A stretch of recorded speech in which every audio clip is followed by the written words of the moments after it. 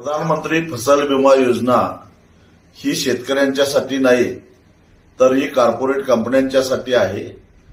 खरं तर या योजनेचं नाव प्रधानमंत्री कॉर्पोरेट कल्याण योजना असं ठेवायला पाहिजे होतं। असं गेल्या अनेक वर्षापासून मी सातत्यानं मांडत आलेलो आहे आणि खऱ्या अर्थानं आता जे आकडे बाहेर पडलेले आहेत ते आकडे आता या आरोपाला पुष्टीच मिळालेली आहे। गेल्या 5 वर्षांमध्ये विमा रकमेपोटी केंद्र आणि राज्य सरकारनं 1,54,543 कोटी रुपयाचे पैसे भरले आणि केवळ 1,05,000 कोटी रुपये नुकसान भरपाईपोटी शेतकऱ्यांना मिळाले। म्हणजे 50,000 कोटी रुपये गेल्या 5 वर्षांमध्ये विमा कंपन्यांनी कमावलेले आहेत। एवढा नफा कोणत्या धंद्यामध्ये होतो हे एकदा सांगावं। खरं तर गेल्या 5 वर्षांमध्ये सर्वाधिक नैसर्गिक आपत्त्या आल्या। जर या कंपन्यांनी इमानदारीनं हे काम केलं असतं तर विमा कंपन्या दिवाळखोरीत निघाल्या असत्या, परंतु ते मालामाल झाले। कारण केंद्र आणि राज्य सरकारमधले उच्च पदस्थ अधिकारी, राजकीय नेते, सत्ताधारी पक्षाचे नेते आणि महसूल आणि कृषी विभागातले अधिकारी यांना हाताशी धरून या कंपन्यांनी खोटं रेकॉर्ड तयार करून अक्षरशः शेतकऱ्यांना गंडवलेला आहे। त्याचा हा सारा ढळढळीत पुरावा आहे।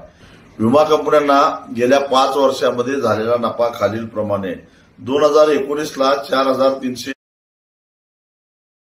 गंडवलेला आहे। त्याचा हा सारा ढळढळीत पुरावा आहे।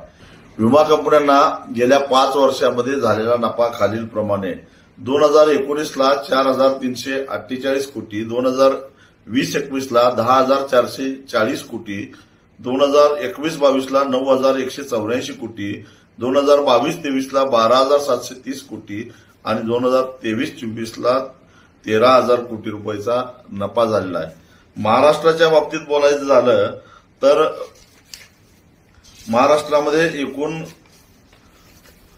43,201 कोटी रुपये गेल्या 5 वर्षांमध्ये विमा भरलेला आहे आणि शेतकऱ्यांना त्यातले 32,710 कोटी रुपये मिळाले। म्हणजे गेल्या 5 वर्षात महाराष्ट्रातल्या विमा कंपन्यांनी 10,591 कोटी रुपयाचा नफा कमावलेला आहे। सातत्यानं शेतकरी जे आंदोलन करतायत, विमा कंपन्यांना घेराव घालतात, कृषी खात्याच्या आणि महसूल खात्याच्या लोकांना विटीस धरतायत। खरं तर करार अशा पद्धतीने केलेला आहे की गुन्हे केले किंवा खोटं रेकॉर्ड केलं तर शिक्षा कोणालाही होत नाही, अशा प्रकारची जे काही करार केलेले आहेत। त्यामुळं एक प्रकारे केंद्र आणि राज्य सरकारचा पैसा म्हणजे हा करदात्यांचा पैसा आहे, सामान्य जनतेचा पैसा आहे। या पैशावर दरोडा टाकण्याचं काम या लोकांनी केलंय।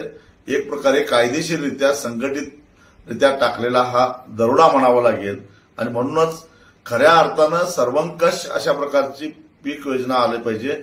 रस्त्यावर जाणाऱ्या वाहनाचा दुर्दैवानं अपघात झाला तर त्या वाहन मालकाला संपूर्ण रक्कम विम्यापोटी मिळते। तशाच अर्थानं नैसर्गिक आपत्तीमध्ये शेतकऱ्याचं जर का नुकसान झालं, रोगराईनं नुकसान झालं तर प्रत्येक शेतकऱ्याला 1 युनिट धरून त्याचं नुकसान भरपाईची तपासणी करून त्याला पूर्ण नुकसान भरपाई दिली पाहिजे। कारण त्याची गुंतवणूक झालेली असते आणि हातातोंडाशी आलेला घास त्याचा गेलेला असतो, तरच खऱ्या अर्थानं शेतकऱ्याला विम्याचा लाभ मिळेल। आज महाराष्ट्रामध्ये स्थिती अशी आहे की दररोज 7 ते 8 शेतकऱ्यांच्या आत्महत्या होतात।